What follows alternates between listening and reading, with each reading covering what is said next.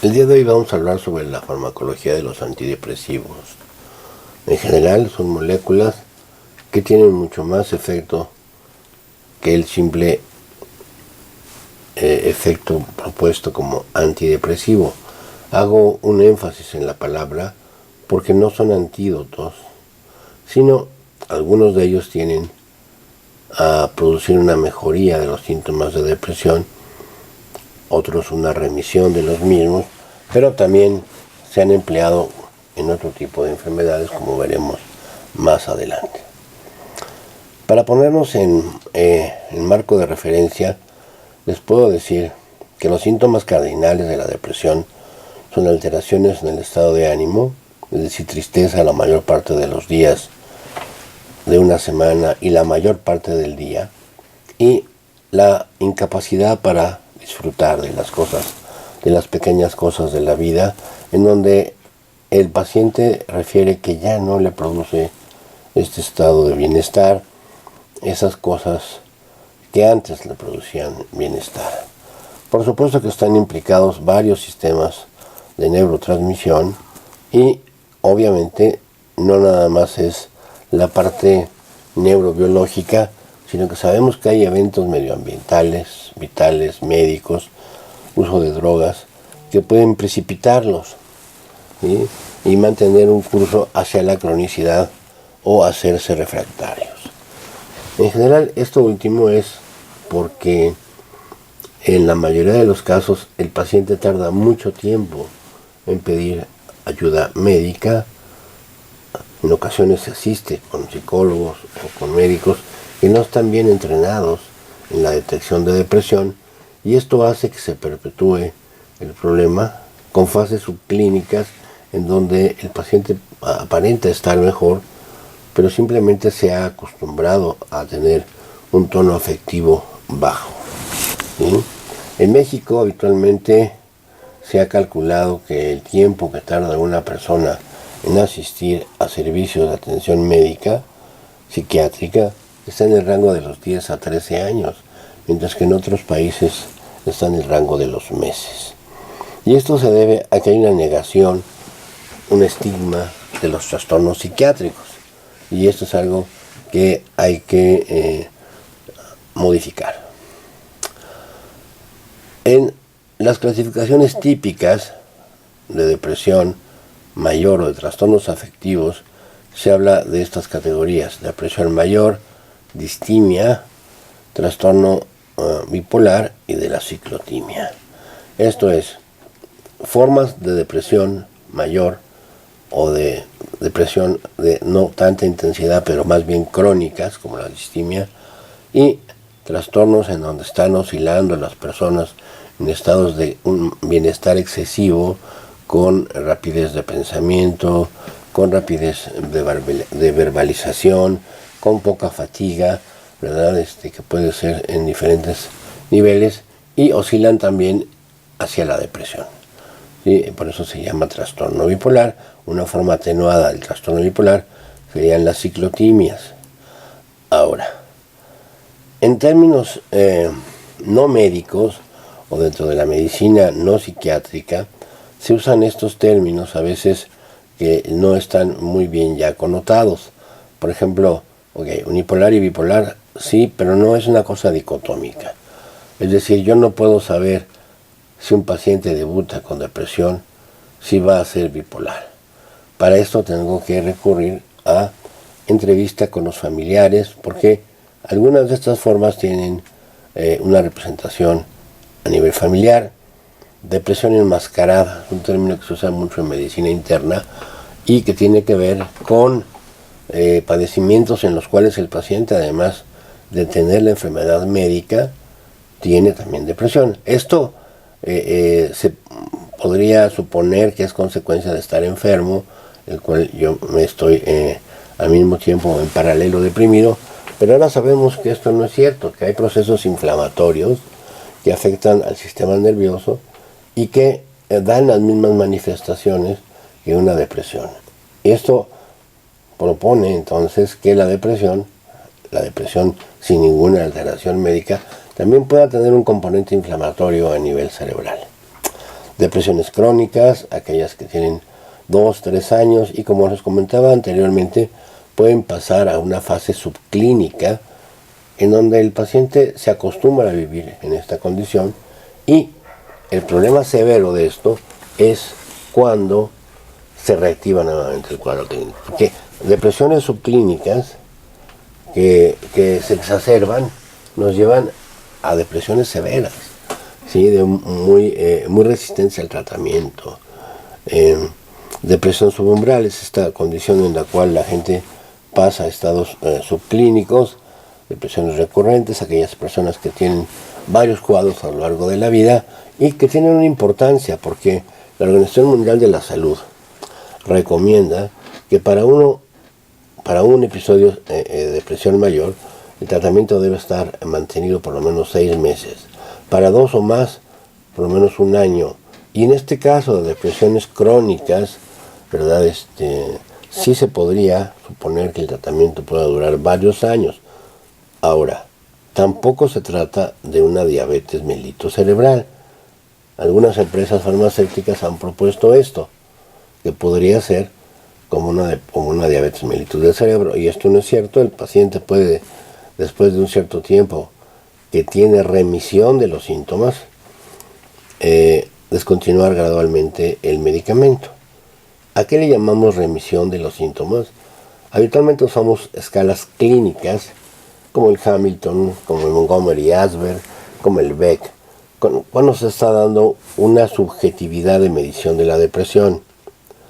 Si por ejemplo usamos la escala de Hamilton, que tiene 22 reactivos y nos puede dar una calificación máxima de 20, y nuestro paciente tiene respuesta a un antidepresivo, la respuesta es modificar el 50% de la calificación original, pero sigue estando muy deprimido.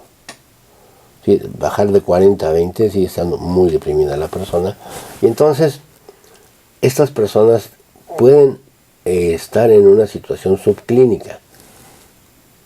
En la actualidad, la Organización Mundial de la Salud nos indica que el objetivo final del manejo de una depresión debe ser la remisión. Esta, evaluada por las escalas clinimétricas que les he mencionado, debe estar en el rango de 7 o menos 7 en la escala de Hamilton para depresión. Y luego hay una entidad interesante que es la alteración afectiva estacional. Esta se observa en latitudes extremas, como puede ser el norte de Estados Unidos, Canadá, en los países escandinavos, en donde las condiciones de luminosidad a lo largo del año cambian, ¿sí? En verano, por ejemplo, en Noruega, en Suecia, puede tener periodos de luminosidad extremas, ¿no? Donde a las 11, 12 de la noche todo está claro. Mientras que en invierno, alrededor de las 4 de la tarde, de 4 a 10 de la mañana, está oscuro. Y un grupo de investigadores del National Institute of Mental Health, encabezados por Thomas Ware, encontraron que había una mayor frecuencia de personas que tenían depresiones estacionales en estas zonas que he mencionado, y que se caracterizaban por baja energía, hipersomnia, aumento de apetito selectivo a carbohidratos, lo cual semejaba en cierto sentido a los osos cuando están hibernando. Y de hecho los anuncios en los cuales se solicitaba a personas con este tipo de alteraciones para protocolos de investigación, se preguntaba: si usted es un oso, si usted es como un oso que hiberna durante las fases de invierno, es probable que usted tenga una alteración afectiva estacional, y acudir a los hospitales que patrocinaban este tipo de experimentos, que consistían básicamente en aumentar el fotoperiodo. ¿Sí? Se daba exposición luminosa, aumentando los días y la duración luminosa en los periodos invernales, con muy buenos resultados. ¿Cuáles son los síntomas que se han acordado en las diferentes clasificaciones o manuales estadísticos o manuales de la clasificación internacional de los trastornos de las enfermedades, son estos. Síntomas para depresión mayor es estado de ánimo deprimido la mayor parte de los días. Entonces aquí la pregunta que uno debe hacer al paciente es, de los 7 días de la semana, ¿cuántos te consideras que estás deprimido? Entonces, arriba de 4 es la mayor parte de los días. Luego, la mayor parte del día. ¿Sí? Aquí también preguntar sobre a qué hora es donde más frecuentemente se encuentran deprimidos. Y una manera útil es usando una escala análoga visual, del 0 al 10, qué tan deprimido te sientes a la hora que el paciente indique que se siente muy deprimido. En la mayoría de los casos puede ser en las mañanas. Entonces, la pregunta es, en la mañana cuando te despiertas y te sientes tan deprimido, ¿qué tan deprimido estás del 0 al 10 en comparación al resto del día? Entonces, si tenemos una variación circadiana del estado afectivo, nos dirá 9, 8, inclusive 10. Después, una segunda categoría es disminución del interés en actividades placenteras. Aquí lo que estamos evaluando es la anedonia.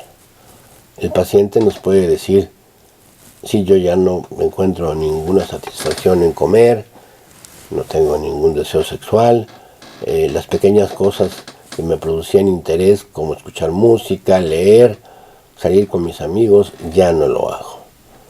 Cambios significativos en peso, habitualmente es disminución de peso sin estar en un régimen dietético, pero hay un subgrupo que comentábamos de depresión afectiva estacional, donde el paciente se queja de aumento de peso porque consume mayor cantidad de carbohidratos.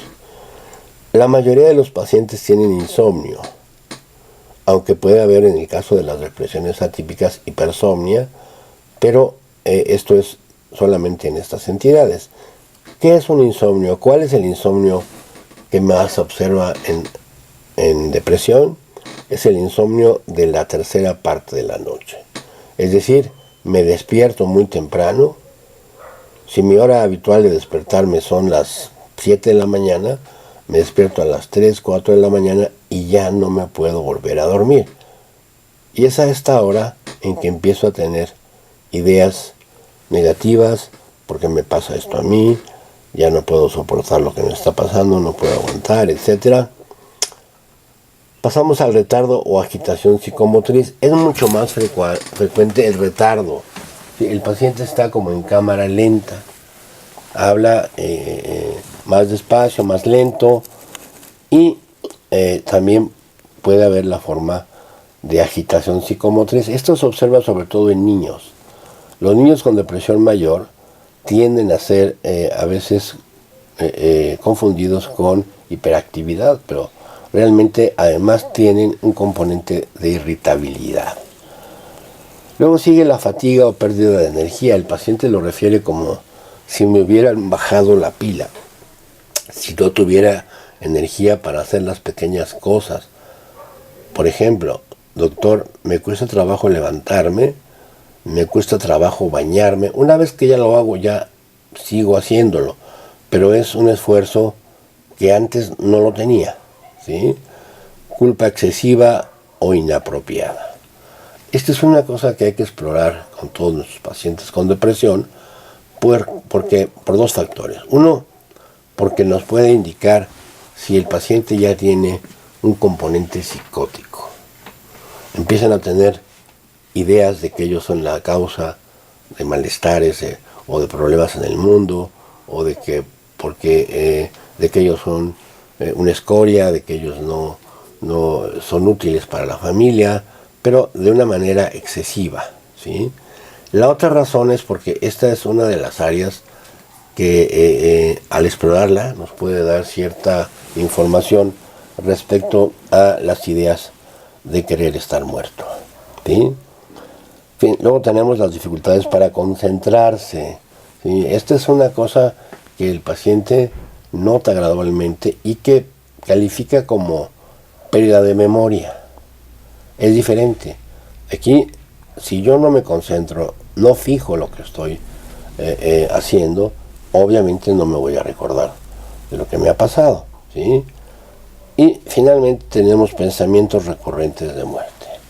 Esta es una situación que hay que explorar con todos nuestros pacientes con depresión, ¿sí? ¿Por qué? Porque realmente quieren hablar sobre esto. Realmente les preocupa estar deseando ya no seguir vivos, y es como empieza. Después estar pidiéndole a Dios o a las creencias que ellos tengan que ya no amanezcan. Y después viene ya la elaboración de planes en donde uno tiene que tener una idea de qué tantos elementos tienen para poder llevarlos a cabo.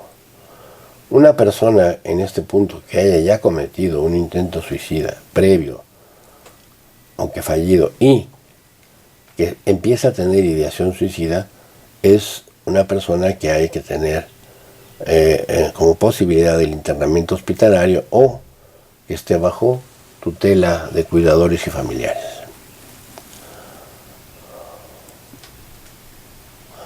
Una forma extrema, porque también las hay, es la depresión mayor con melancolía, que nos recuerda mucho a patrones a nivel hipotalámico.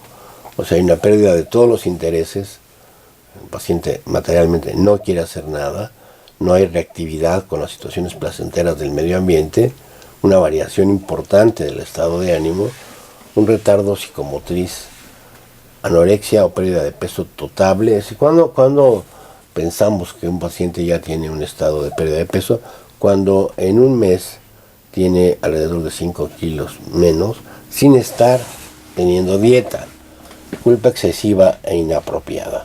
Entonces, en algunas clasificaciones, a estas formas severas de depresión se les llama depresión mayor con melancolía, para matizar un tipo de depresión que fue observada desde el tiempo de los griegos, ¿no?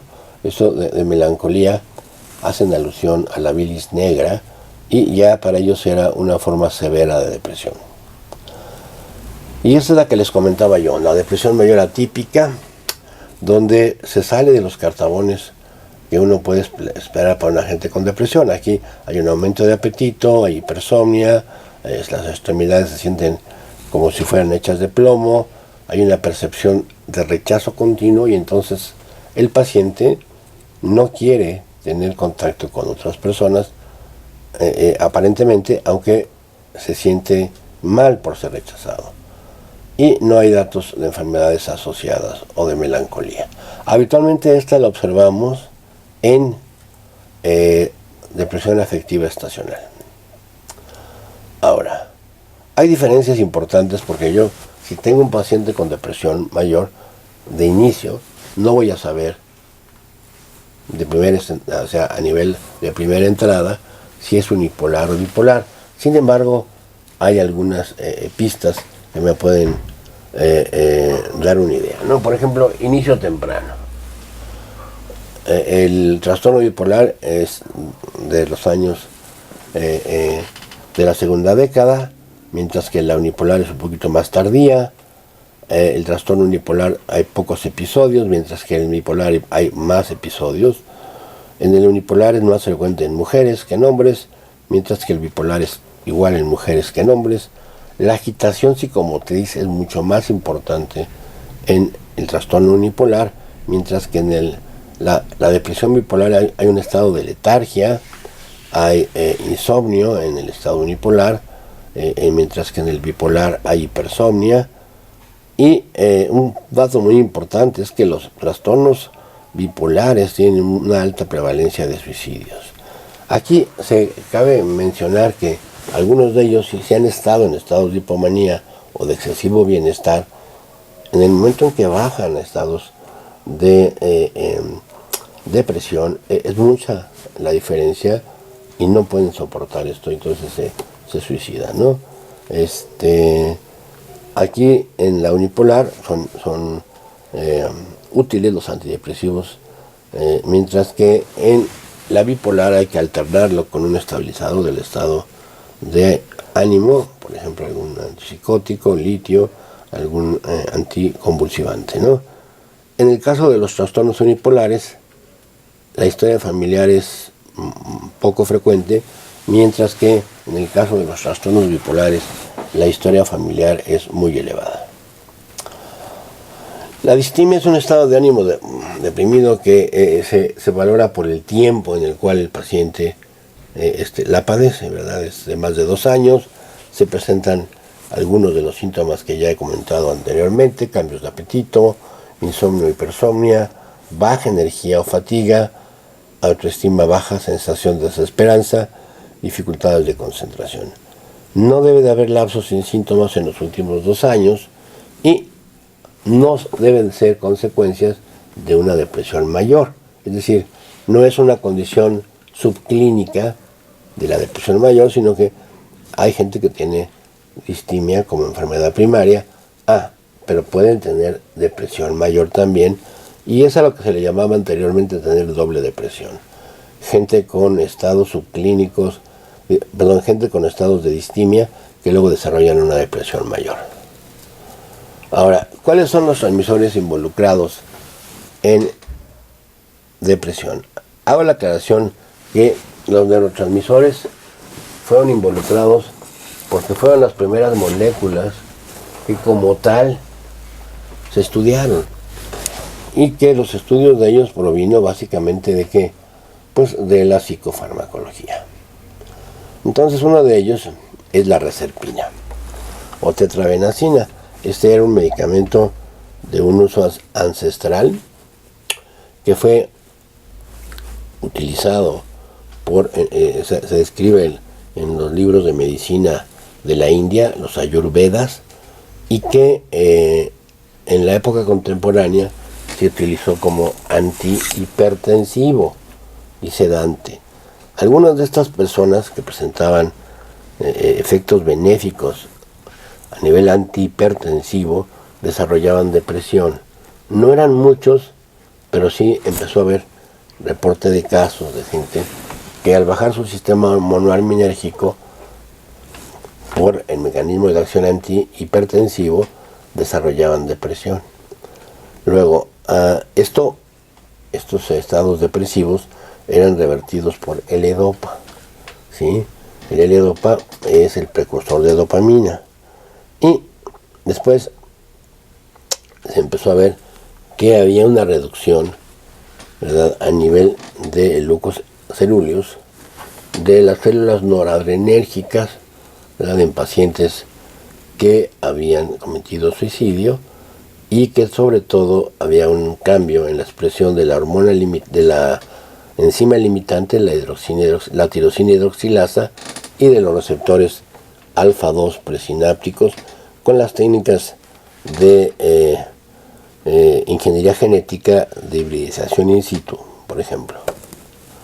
Entonces aquí hay una serie, en esta estrellita, una serie de evidencias que apuntalaban la teoría de Schildkraut.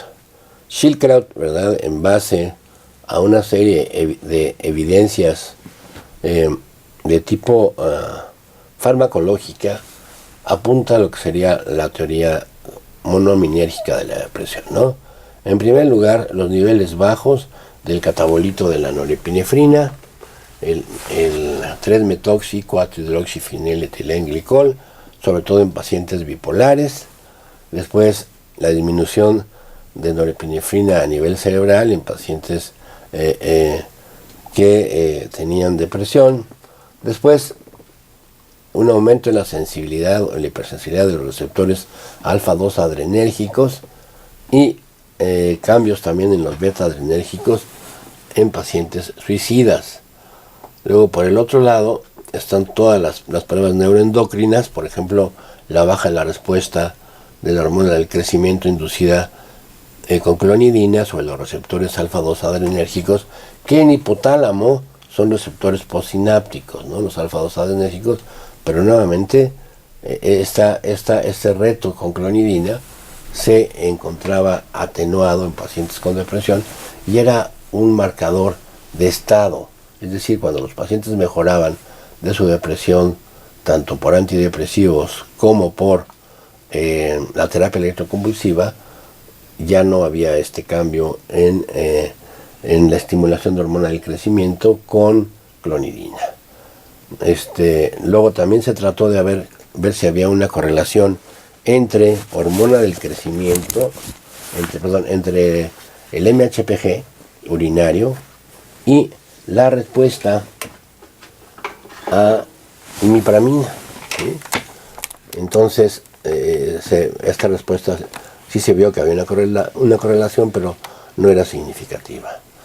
Luego, sí es posible que en algunos pacientes que se deprimen cuando se ingiere reserpina, pudiera haber una correlación, pero no toda la gente que tomaba reserpina para hipertensión se deprimían. Entonces, estas fueron una serie de evidencias.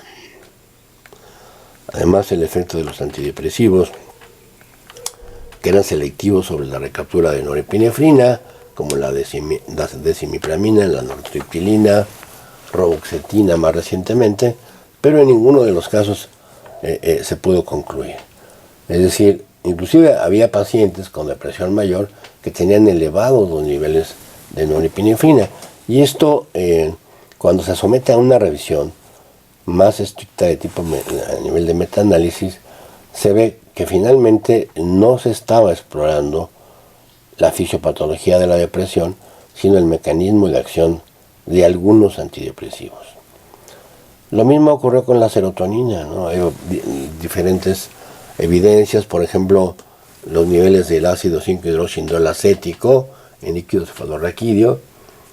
Esto se hacía por el método de Probenecid. Se administraba Probenecid, que es un agente que sella la eliminación de ácidos en el cuerpo. Entonces, en el líquido cefalorraquídeo se tiene un pool de ácidos y se encontraba después de 24 horas que en algunos pacientes había bajos niveles del ácido 5-hidroxindol acético.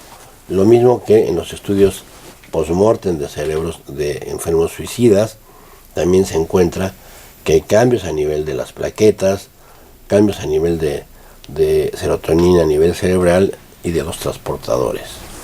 Después, los mismos estudios neuroendocrinos, aquí utilizando otros marcadores como la prolactina, la depresión selectiva de serotonina y norepinefrina, fue un estudio interesante porque este fue el estudio de Pedro Delgado y su grupo, en el cual utilizan agentes que apagan las sinapsis noradrenérgicas o serotoninérgicas. Por ejemplo, en el caso de la serotoninérgica, con una mezcla de aminoácidos donde no estuviera el L-triptófano.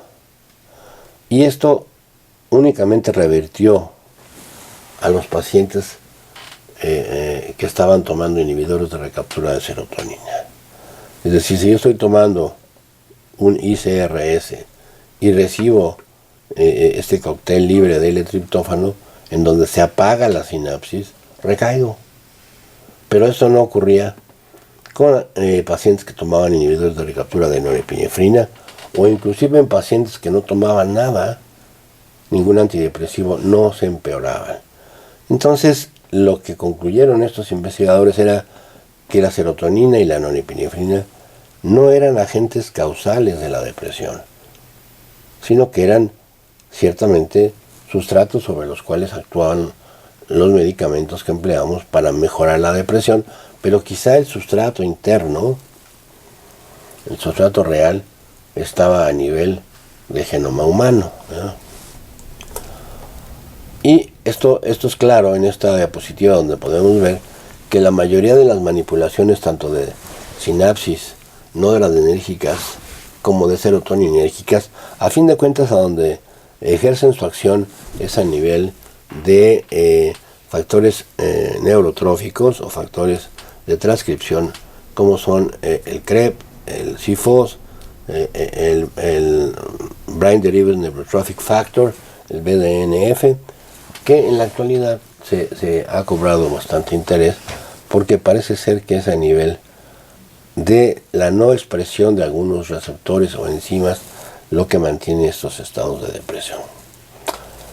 La dopamina en depresión es un neurotransmisor muy importante Habitualmente cuando pensamos en dopamina, en trastornos psiquiátricos, pensamos en esquizofrenia, pero uno de los problemas que he mencionado se presentan en la depresión es la anedonia, el no tener placer por las pequeñas cosas de la vida. Y esto tiene que ver con una relación directa con la dopamina, ¿sí? Entonces se sabe que, bueno, pues en algunos pacientes con depresión es muy frecuente la comorbilidad con depresión, que están involucrados algunos de estos circuitos en el mantenimiento de este estado de displacentero. Entonces, básicamente, ¿cuál es el sistema de estos que son los que se han propuesto en dopamina? Básicamente el número 2, el sistema mesolímbico, ¿no? Que no está teniendo el mecanismo de reforzamiento o de motivación para las pequeñas cosas de la vida. Bien, hasta aquí la parte bioquímica de lo que sabemos de la depresión en cuanto a mecanismos propuestos de acción de antidepresivos. Estos fueron moléculas que se descubrieron por serendipia en los años 50 del siglo pasado, ¿no? Por ejemplo, la iproniazida, un inhibidor de la monoamina oxidasa inespecífico que era utilizado como antifímico, y los investigadores observaban que los pacientes mejoraban de su estado de ánimo mucho antes de que mejoraran de su estado pulmonar. Entonces se empieza a utilizar en enfermos deprimidos con buenos resultados. Lo mismo ocurrió con la imipramina. La imipramina se desarrolla como un antipsicótico, ¿verdad? Pero con el tiempo se ve que mejoraba el estado de ánimo de los enfermos con depresión. Ahora, cuando uno revisa cuántos eran los que mejoraban, tanto con iproniazida como imipramina, no son muchos. Pero obviamente los laboratorios encontraron una explicación que trataron de venderle a los psiquiatras como el que se estaba mejorando un estado de alteración bioquímica en la depresión. Simplemente se estaba modificando los neurotransmisores, y estos a largo plazo, habitualmente 2 a 3 semanas, modifican la dinámica de la sinapsis. El símil que usó Baldasarini, un neurofarmacólogo importante, fue el querer entender el mecanismo de los diuréticos en función de qué produce una glomerulonefritis, ¿sí? Los diuréticos actúan en el tubo contornado distal, modificando ciertos canales y causan la reabsorción de agua, ¿no? Pero, causan la eliminación de agua, pero no ocurre lo mismo. Esto no explica por qué un tubo contorneado distal, porque un glomérulo se afecta, ¿sí? O sea, conocer el mecanismo de acción de los fármacos es una cosa que a veces no tiene mucho que ver con la fisiopatología de las enfermedades. Y esto es lo que ha ocurrido en la depresión mayor. El conocer el mecanismo de acción de los antidepresivos no nos está necesariamente diciendo qué ocurre en la depresión. Entonces, de esta clasificación estructural de los antidepresivos, se pasó a una clasificación farmacodinámica, ¿sí? En donde ya se tenía idea de lo que estaban haciendo los fármacos en cada uno de los casos, ¿no? Había un inhibidor de recaptura de serotonina, de norepinefrina, etc. Quiero hacerles marcar que aquí no estoy poniendo en ningún momento selectivo. Esto de ser selectivo fue un recurso mercadotécnico. En sí, los medicamentos no son selectivos, y la selectividad en todo caso no tiene que ver con mayor efectividad, ¿sí? Entonces nada más nos están hablando de cuáles son los mecanismos farmacodinámicos que están utilizando estos medicamentos para modificar la depresión, la ansiedad, otros estados como prevención para la migraña, es decir, sirven para una serie de entidades neuropsiquiátricas y hasta médicas, aunque originalmente fueron comercializados como antidepresivos. Por ejemplo, esta es una representación gráfica de un antidepresivo tricíclico, ¿verdad? En el cual se pueden ver que hay sitios de acción que explican el efecto antidepresivo, pero hay otros sitios de acción, como el muscarínico, como el antihistamínico, como el alfa-adrenérgico, que explican efectos secundarios, como hipotensión, cómo se queda de boca, los muscarínicos, etcétera, y que pueden estar utilizados también de esa forma en medicina interna. Es decir, si yo tengo un paciente que tiene un problema alérgico, ¿verdad? Una rinitis alérgica, este tipo de receptores pueden ser ese tipo de antidepresivos, con esta manipulación de esos receptores, pueden ser de mucha utilidad. Aquí están algunos de los antidepresivos que utilizábamos, ¿verdad? De los clásicos. La mayoría de ellos ya no están en el mercado, quizá clorimipramina, doxepin, amitriptilina e imipramina, pero la mayoría ya están descontinuados. Ahora, un estudio que se hizo en la Universidad de Dinamarca con un grupo que se llama Grupo Universitario para el Estudio de Antidepresivos, que no recibe ningún donativo de ningún laboratorio, encontró que clorimipramina, comparado contra los inhibidores de recaptura de serotonina, es igual de efectiva. Es decir, en porcentaje de pacientes que responden, la clorimipramina es exactamente igual que la fluoxetina. Ahora, ¿por qué se les ha desplazado? Básicamente por los efectos secundarios.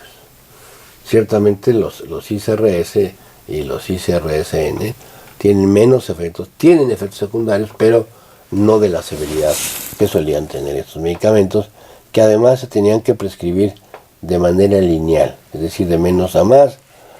En esta tabla les muestro, ¿verdad?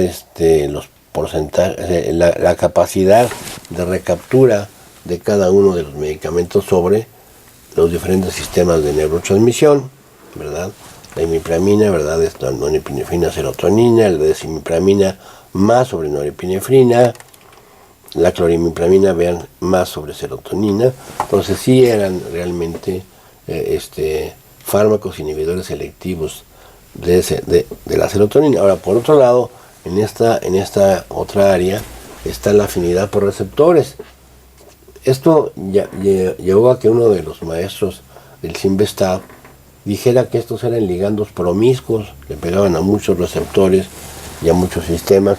Vean, por ejemplo, la amitriptilina a nivel de efecto antihistamínico, la trimipramina, la clorimipramina, la amitriptilina, ¿verdad? Entonces, sí se llegaba a decir que había que estar muy deprimido para soportar los efectos secundarios de este tipo de medicamentos. Pero por otro lado, ¿verdad? En el caso de la medicina interna, pues son medicamentos que se pueden usar también para otras dolencias, ¿no? Por ejemplo, la imipramina, ¿verdad? Para la enuresis, por su efecto a nivel muscarínico, ¿no?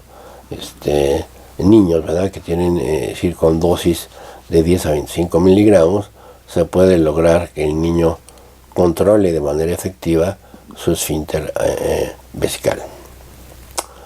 Igual las vidas medias, ¿no? Aquí, ¿cómo podríamos prescribirlos? La duración entre una dosis y otra dosis, ¿verdad? Se puede observar que en la mayoría de los casos, las vidas medias estaban, digamos que en menos de 24 horas, con lo cual el paciente tenía que estar administrándose varias veces al día el medicamento, y esto ha desaparecido con los ICRS y CRNE, ¿sí? Con los nuevos antidepresivos es una sola dosis, una vez al día, y pocas veces se requiere andar titulando el antidepresivo. El mecanismo de acción básicamente es este nivel. bloqueo de la bomba de recaptura, con lo cual se logra un aumento en los niveles de el neurotransmisor en la hendidura sináptica. Por supuesto que algunos efectos secundarios severos en algunos casos era el bloqueo del receptor a histamina, que producía aumento de peso y sequedad de boca, ¿verdad? En otro caso, ¿verdad?, podía producir efectos de tipo estreñimiento, visión borrosa, boca seca y un estado de somnolencia, ¿no? Esto por los efectos muscarínicos, ¿sí? Y el efecto sobre los receptores alfa adrenérgicos, pues nos daba como efecto secundario mareo o hipotensión postural. ¿Dónde están indicados los tricíclicos? En todas estas entidades: depresión mayor, depresiones atípicas, trastorno compulsivo, ataques de pánico, trastornos por atención deficiente, enuresis, trastornos de alimentación, y en algunas entidades donde más se utilizan están ejemplificadas en esta diapositiva, ¿verdad? Obviamente este es el resultado de años de estudio. Por ejemplo, en cataplegia, narcolepsia, la parte de los ataques de pánico, si bien tenemos medicamentos útiles para la somnolencia o para la hipersomnia, ninguno de ellos nos sirve para la cataplegia. Para la cataplegia utilizamos básicamente medicamentos antidepresivos tricíclicos, y en la actualidad, ¿verdad?, cuando estos han estado desapareciendo, hemos estado reemplazándolos por duales, básicamente por la venlafaxina y por la duloxetina. Pero muchos de ellos, ¿verdad?, aún se usan en la actualidad para problemas de tipo médico. Obviamente efectos cardiovasculares sí eran importantes, y esa era la razón por la cual la mayoría de los médicos no los usaba, porque tenían miedo a estarles dando a los pacientes un medicamento con el cual eventualmente podían quitarse la vida, ¿no? Eventualmente efectos a nivel de prolongación del espacio QRS, arritmias, bloqueo de las de His en sobredosis. Entonces aparecen los inhibidores de recaptura de serotonina, que vean, no son selectivos. Vean, por ejemplo, este es el modelo típico de un ICRS, pero en el caso de la fluoxetina, pues también actúan sobre serotonina, sobre norepinefrina, pero también sobre los citocromos. Entonces, si hay un medicamento que más modifica la vida media de otros medicamentos, ustedes que trabajan en medicina interna, en el comité de consultantes, es la fluoxetina. En un tiempo en el cual no había Concerta, por ejemplo, yo utilizaba metilfenidato combinado con fluoxetina para hacer al metilfenidato un medicamento de como si fuera de liberación prolongada. Esta es la sertralina, igual, ¿verdad?, con dos sitios de acción a nivel de serotonina y otro de dopamina, aunque el de dopamina también se ha propuesto que sea también de norepinefrina, ¿no? La paroxetina, también una serie de sitios de acción, y este es de los medicamentos que más dificultades cuesta descontinuar. Habitualmente se hace la descontinuación agregando, por ejemplo, fluoxetina.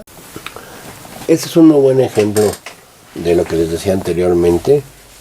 El citalopram o el escitalopram no son moléculas que en sí, por el solo hecho de ser más selectivos en la recaptura de serotonina, sean más efectivas. En el caso de la fluvoxamina también tiene una mayor selectividad sobre la inhibición de recaptura de serotonina, pero también actúa sobre los receptores HT1A, HT1-2, ¿verdad? Y bueno, esta última es utilizada más en el trastorno obsesivo compulsivo. Ahora, la historia del citalopram es muy ejemplificadora, porque es de los medicamentos que fueron utilizados originalmente, y al terminar su periodo en el cual la patente los protegía, de repente descubren que hay una molécula que es más potente que esta, que es un racémico del citalopram, y es el escitalopram. Efectivamente, el escitalopram, en términos generales, es más potente inclusive que el citalopram en cuanto a sus mecanismos de acción y, por supuesto, produce mayores índices de respuesta. Ahora, los índices de respuesta son porcentajes de pacientes que responden ante las dosis efectivas de cada uno de los medicamentos, ¿sí? Este es un estudio que se hace en Europa y Canadá. Efectivamente, con pacientes más o menos equivalentes hay mejor cantidad de respuesta del escitalopram, inclusive de remisión, es decir, de menos de 7 puntos. Pero obviamente todo esto fue una estrategia mercadotecnica en la cual los pacientes responden mejor, pero ellos ya sabían este tipo de efecto, ¿no? Entonces, esto ha servido para retener más tiempo la patente.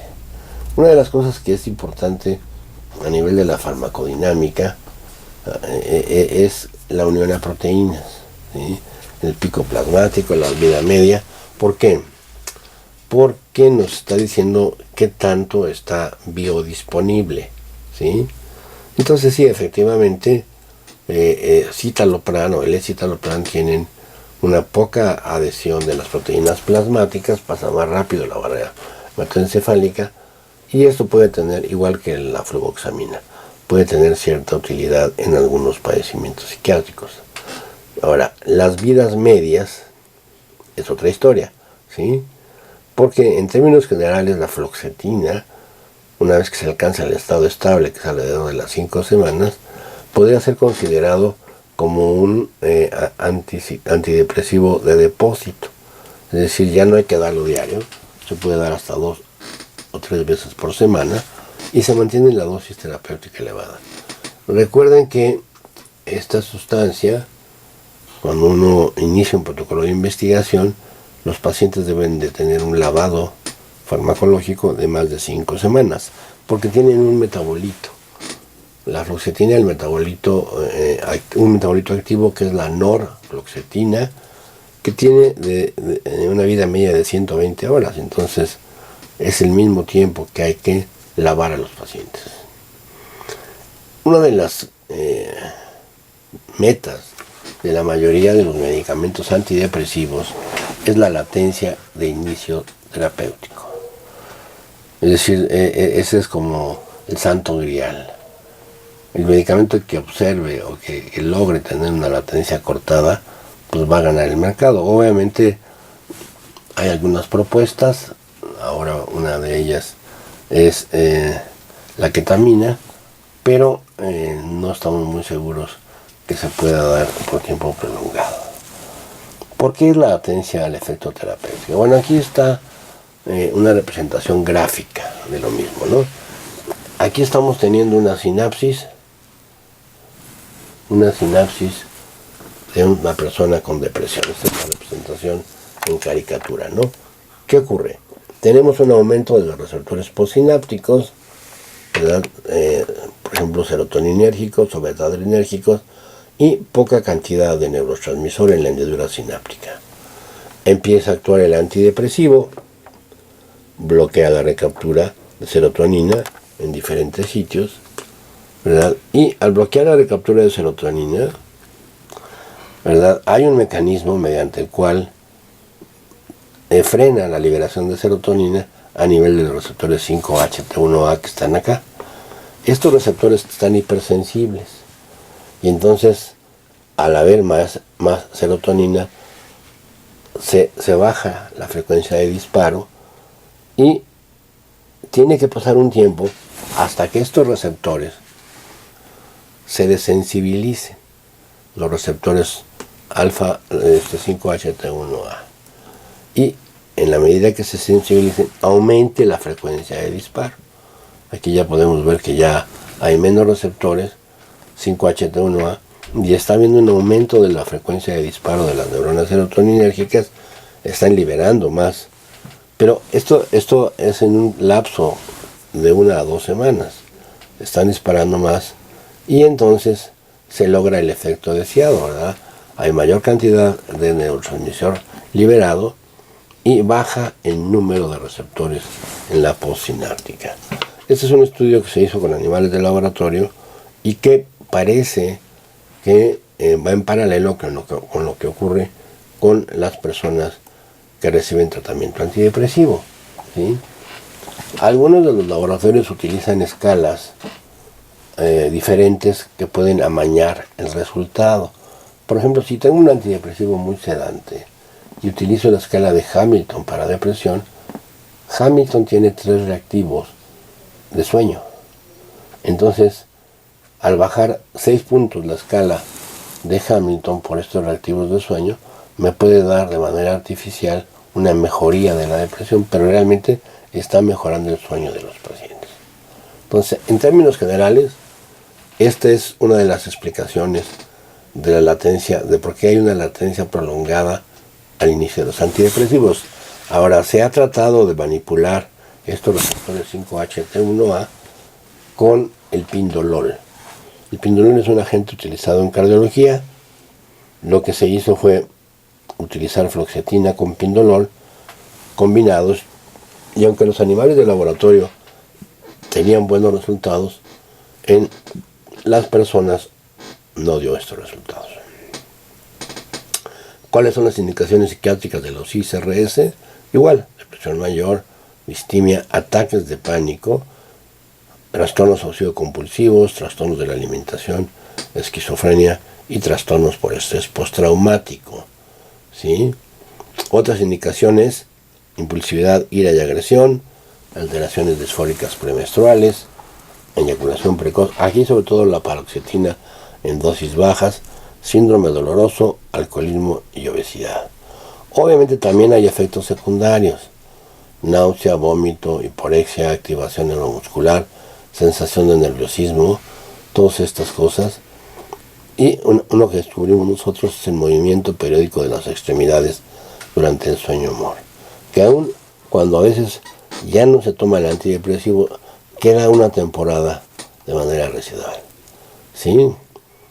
A nivel crónico, disminución del deseo sexual, anorgasmia o retardo en el orgasmo. ¿Qué pasa cuando hacemos una suspensión brusca de los antidepresivos? Tenemos un cuadro parecido al de la gripa, al de la influenza: ataques de estado general, náusea, vómito, manifestaciones como de gripe, insomnio, ansiedad o irritabilidad, y es más frecuente en orden de severidad paroxetina y flevoxamina.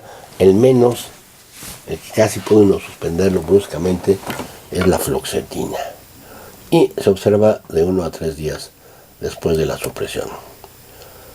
Hay que recordar que hay una cosa que se llama síndrome serotoninérgico y que ocurre por interacción con antidepresivos, ¿no? Habitualmente de familias diferentes, por ejemplo ICRS con MAOS y MAOS. Entonces la hiperactividad de la serotonina se va a manifestar por dolor abdominal, diarrea, sudoración, fiebre, taquicardia, hipertensión, delirium, mioclonus, aumento de la reactividad motora, y de los síntomas ya severos premórbidos, premuerte, está la hiperpirexia, choque y muerte. Esto se parece mucho a lo que se observa en los adolescentes cuando están consumiendo éxtasis, ¿no? Aquí por un mecanismo diferente a nivel de los osmoreceptores hipotalámicos. Aquí está un inhibidor de recaptura de norepinefrina y dopamina, como el bupropión, ¿verdad? Que es inhibidor débil de la recaptura de dopamina y con mayor potencia de norepinefrina.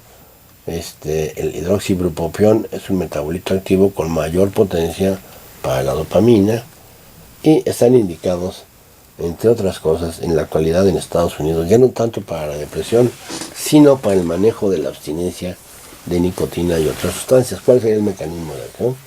Pues que mantienen los niveles de dopamina elevados, y con esto no crea estas señales de apagar y prender cada que el sujeto ingiere. O sea, se está manejando la apetencia por las drogas, ¿no? El craving, en inglés, la apetencia por las drogas. Estos son los inhibidores dobles, ¿verdad?, como la venlafaxina y la duloxetina, donde dependiendo de la dosis, ¿verdad?, se va a tener una mayor acción sobre algunos de los sitios de recaptura, ya sea serotonina, norepinefrina y también sobre dopamina, ¿no? Entonces la venlafaxina inhibe la recaptura de serotonina, norepinefrina y en menor grado de dopamina, dependiendo de unas. Estas pueden ser medicamentos que tengan una titulación lineal. Podemos ir dando dosis de menos a más. En la actualidad existe también un racémico que es utilizado, tiene poca unión a proteínas y se ha propuesto de un inicio precoz, es decir, esto es quizá de una semana menos que la mayoría de los antidepresivos. La venlafaxina está indicada en estas entidades: depresión mayor, distimia, ansiedad generalizada. Y les digo que nosotros en la clínica de trastornos del dormir lo utilizamos como un agente para la cataplegia, ¿sí?, con buenos resultados. Obviamente en otras entidades como en la fobia o ansiedad social también es de gran utilidad. De los efectos secundarios más severos está la náusea, la cefalea, el movimiento de extremidades, y desaparecen cuando se descontinúa. Aquí está un estudio en el cual nosotros trabajamos con venlafaxina y se puede ver cómo suprime el sueño amor de manera importante, mientras que aumenta el movimiento periódico de las extremidades durante la noche. Es el primer reporte que se hizo en 1997, ¿verdad?, cuando en México nosotros hicimos el registro de venlafaxina, que se llamó entonces Effexor, y ese es un trabajo que hicimos en el Hospital Psiquiátrico Fray Bernardino Álvarez, ¿verdad?, en donde se pudo evaluar esto, ¿no?, que en efecto, como la mayoría de los antidepresivos, tiene un efecto de supresión del sueño amor, pero al mismo tiempo aumenta el movimiento de extremidades. Después esto ya se generalizó a muchos otros medicamentos, sobre todo inhibidores de recaptura de serotonina.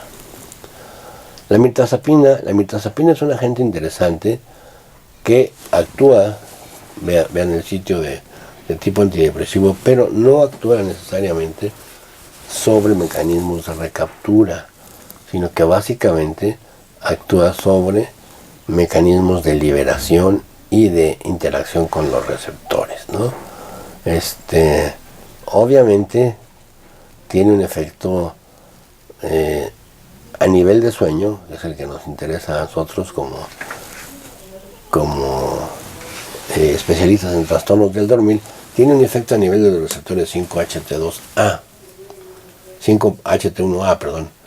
y 5HT2A. Estos dos efectos van a aumentar la cantidad de sueño delta, ¿sí? Ahora, esto ocurre habitualmente en dosis que van de 7.5 a 15 miligramos. Si uno da una dosis mayor a esto, vamos a tener problemas de somnolencia durante el día. Entonces la mirtazapina, ¿verdad?, produce liberación de norepinefrina y serotonina, pero no es con la misma severidad de otros agentes como la yoembina. Entonces hay un mecanismo ahí múltiple de acción, ¿verdad?, donde se está actuando sobre receptores directamente, 5HT2C, 5HT3, 5HT2A, y también tiene un efecto contra los receptores a histamina H1, que puede explicar la somnolencia y ciertamente el aumento de peso. Es antidepresivo, sedante, aumenta el apetito y no modifica o mejora el deseo sexual, ¿sí? Entonces, este es un estudio en el cual encontramos que es un agente que además podemos combinarlo efectivamente con algún otro antidepresivo en pacientes en donde la queja fundamental es insomnio, ¿no? Es un estudio a 8 meses, en el cual después de administrar mirtazapina, ¿verdad?, no se disminuyó, no se vio que su efecto inductor de sueño cambiar, o sea, el efecto inductor de sueño, de acortamiento de latencia al mismo, se mantiene a lo largo del tiempo, ¿sí? Otros antidepresivos, la nefazodona y la trazodona, ¿verdad?, también son de utilidad, aunque estos son medicamentos que ya no se usan ampliamente. La trazodona bloquea el receptor 5-HT2A, por eso es un buen inductor de sueño, inhibe la recaptura de serotonina, es antihistamínico, antagonista alfa 1, por el cual puede producir hipotensión, ¿verdad? Pero uno de los efectos secundarios severos es el priapismo, que llega a necesitar intervención quirúrgica, ¿no? Entonces, básicamente, este sería el cómo se está manipulando la sinapsis serotoninérgica. La reboxetina es un medicamento que estuvo un poco tiempo en el mercado, pero bloqueaba la recaptura de norepinefrina. Se quiso utilizar básicamente como atención deficiente, pero no dio muy buenos resultados. Otros antidepresivos, duloxetina, mirtazapina, citalopram, todos estos.